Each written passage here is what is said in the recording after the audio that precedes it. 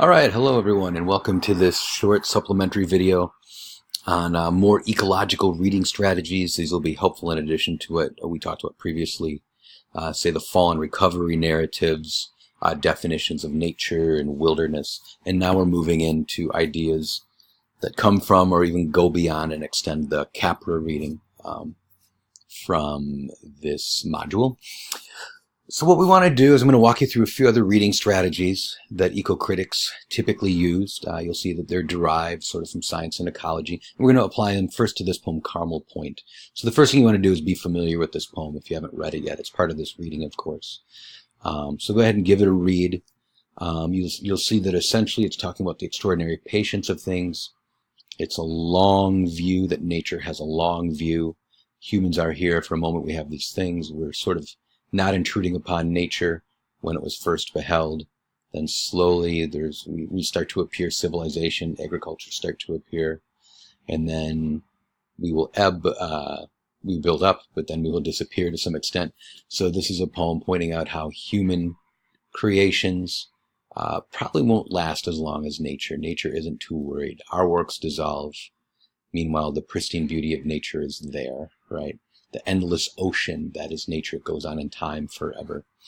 And then we do get a closing statement on how we must uncenter our human minds, right?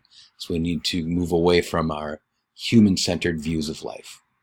Okay, so how might we read this? If we took a number of strategies that you can use in anything we read in this class, we can see how each of them would comment or help us find different things inside of this poem. If we just look at linear versus cyclical cycles, we can see some commentary that nature is cyclical and is long-term. We don't see a lot of commentary necessarily on consumerism in here. We do have sort of the build-up of agricultural life and civilization, but we don't see a lot of it in here.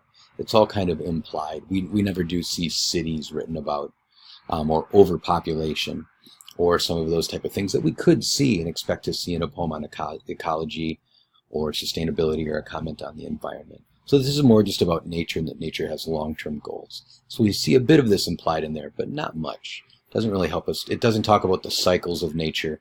It doesn't talk about the other things. It doesn't talk about interdependence of things. Nature here just seems to be naturally balanced. It doesn't go off balance and back in balance. This isn't waxing philosophical about the balance of nature and how everything is beautifully placed to support the others. We don't see any of that in here either. That isn't bad necessarily, just note that the poem is not commenting on that, right? It doesn't talk about anything's webs or networks or any of these things. It doesn't talk about people fitting in necessarily or not fitting in. We don't see disruptions to the natural system here. We actually see the things that aren't too bad at first and really probably don't disrupt the system too much. And then suddenly we're gone, right? We'll look at a different poem in a minute where we start to see a bit more of human creation and what happens to it. But we can see this doesn't have a lot going on ecologically. It's saying maybe we don't fit in, but doesn't show us how we don't fit in. So what is this doing? This poem might be giving us an appreciation of nature and the long duration of nature, but that's about it. So it's simple in that way. It doesn't have a lot of eco-criticism in it. So is it simply identifying the beauty in nature? Kind of, right? Without commentary and eco-balance? Yeah, kind of. Again, this is something that a lot of nature poems will do, but that means that they are nature poems, and maybe we wouldn't call them ecological poems, or they're poems that don't make an ecological statement. So, and it's fine that you just comment on the beauty of nature. That's what much nature and environmental poetry does, but it's limited in what it can teach us about the environment or ecology, right? There's really not a critique of human systems here. A second bullet point. There are maybe some romantic or spiritual ideas in here. Maybe we're supposed to be in awe of nature. Nature is sublime and how long it lasts and how unimportant we are. And we're meant to be awed by that. That would be one interpretation of this poem. But we don't see ourselves as stewards if we're looking at ecology or something moving towards sustainability. We do see a little bit that we've got to do better. We've got to unhumanize ourselves and see ourselves in more of a relationship with nature. So we see a bit of, this goes just beyond the romantic into the ecological right here at the end, but only at the end.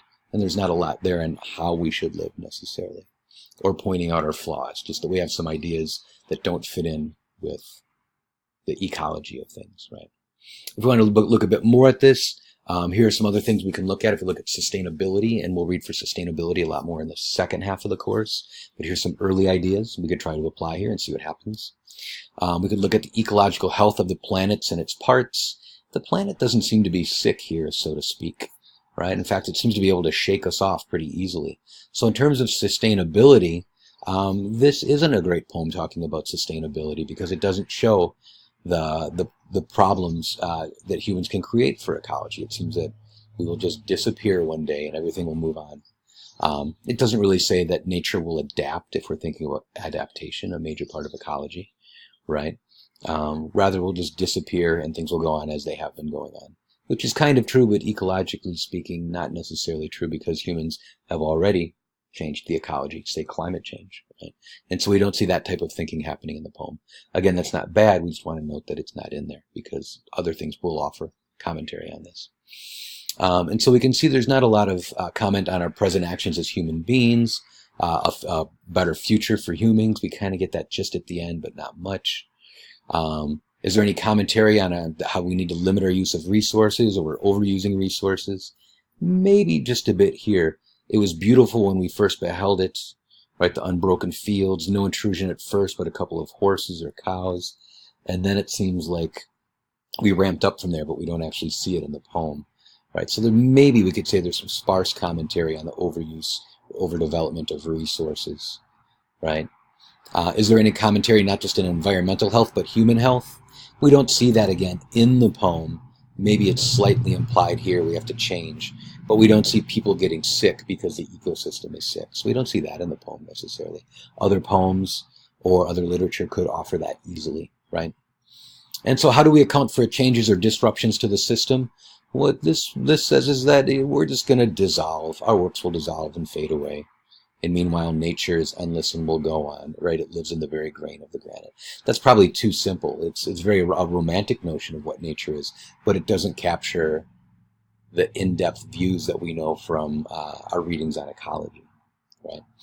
That we have all these networks and systems, and if you remove one little part, if one little part is altered, either through the course of nature or through the course of humans, then things will change, right? And we don't see that happening here. Nature isn't very dynamic here. It's rather static and can take anything we throw at it. And so this is not a great commentary in terms of sustainability or ecology there. On changes and disruptions to the current system, right? Nature always has to adjust. It is self-managing, right? One other thing I'll give you real quick is 3 different ways we can start to identify ideas inside of any poem or any piece of writing. I use this as well in my courses that I teach on environmental writing in the public sphere, having nothing to do with poetry or literature or anything like that. But there's a nice, easy breakdown. And it gives you another nice way of thinking about this. So we can think of nature, and we use nature in 3 basic ways in life. This is what humans do. We use it in 3 ways. We use it for spirit, right? That is, nature provides salvation, deep human meaning, or is godly or sacred in its own right in some way. That's one way that we use it. That's a lot of what this course is, you're probably thinking. And you'd be right to think that. So this could be environmentalists in the modern day. Could be social activists. Basically the same thing, I suppose. There's 2 different branches of this that you might be interested in knowing about. There's deep ecologists, and they would argue that nature is as important or maybe even more important than human life. Okay? And we maybe see some of that here in Carmel Point, right? That nature is just going to shake us off and go on as it has gone on. There is no regret over humans disappearing in this poem. We could say this is a poem that leans a little bit toward deep ecology, that nature is as important in the overall hierarchy of life as humans. If we move on to social ecologists and what they are, they would say that a clean, healthy environment is important, but it's still people that are most important. We're still in the hierarchy above nature, but not in a power-mongering way where we're just using up nature and exploiting nature, but rather we better pay attention to nature and keep as much balance as we can because human life depends upon our relationship with nature, not overusing our resources. So that's why it's called socialist, because it still places people first, or that people need to take care of nature because it is a people-centered world, and this is a people-centered viewpoint.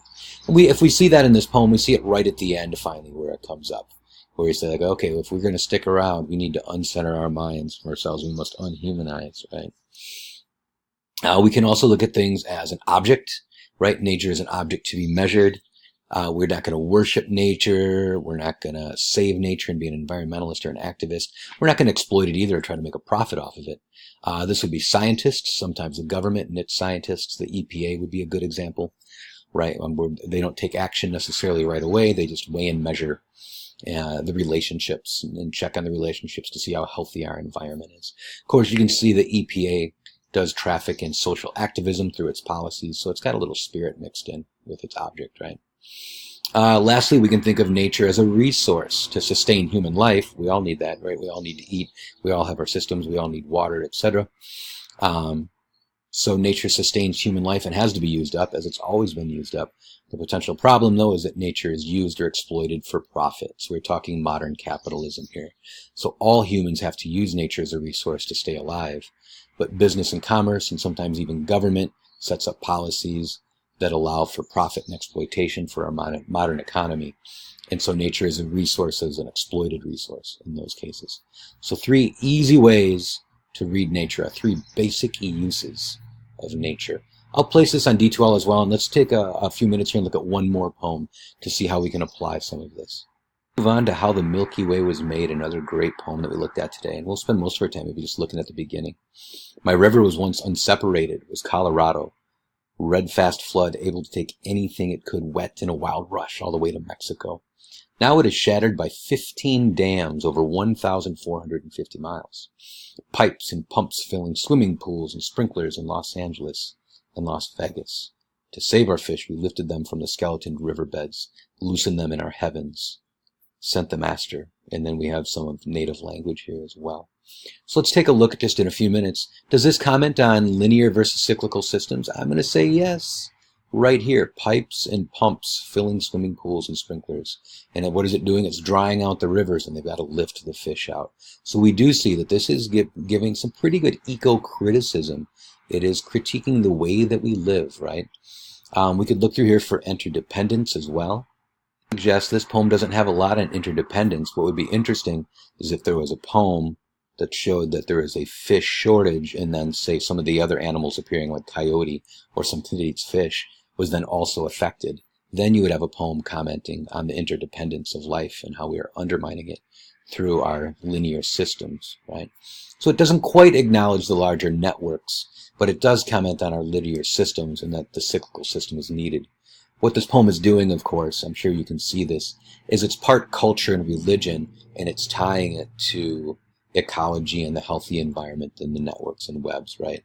So what it's more interested in doing is showing the undermining of a culture, and that both the culture was undermined as nature was undermined, right? As the water was pumped away so that the life couldn't live that supported this culture, the culture was pumped away too and disappeared into a modern American culture, a consumer culture, right? A linear culture. And so that's what's going on in this poem. Fitting in with our resource limitations, it would appear not if we make this real simple connection between the water being used here and disappearing here to support food, to support nature and the ecosystems, right? Is it simply identifying the beauty in nature without commentary and ecobalance? It's not. We're meant to appreciate, I think, the spirit of nature and a culture's dependence on this, but it is also getting beyond just appreciation that nature is beautiful and instead critiquing the way that we live. So we can see that actually compared to the last poem we looked at, Carmel Point, this is actually probably a more modern criticism and a better criticism in terms of what we would call eco-criticism, the use of ecology to give us a way to read poems. This poem in the end is a nice mix of maybe looking at nature as a symbol of spirituality, as in like the Negro Speaks of Rivers was the first poem we encountered that did that. This is doing something similar, but at the same time it has this really nice mix of the eco-criticism. It's commenting on at least the ecological health of this culture, of past cultures, even if we don't feel ecologically endangered if we live in Los Angeles and Las Vegas, but we are, how our present actions are not corresponding to a sustainable future. These dams are killing nature and hurting things that humans need to live, right? So both spirituality and nature is dying. making this a better ecological statement. So I hope you enjoyed these ways of reading. Please use them.